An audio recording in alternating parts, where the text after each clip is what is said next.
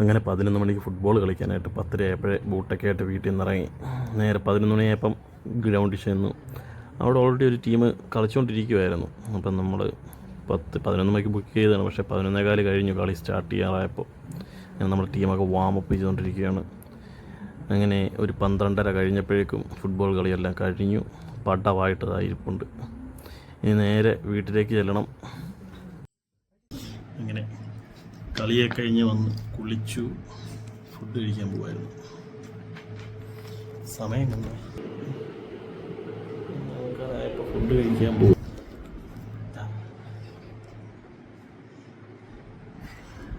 കഴിക്കട്ടെ, ഇനിയിപ്പോൾ കഴിച്ചിട്ട് കിടന്നുറങ്ങണം.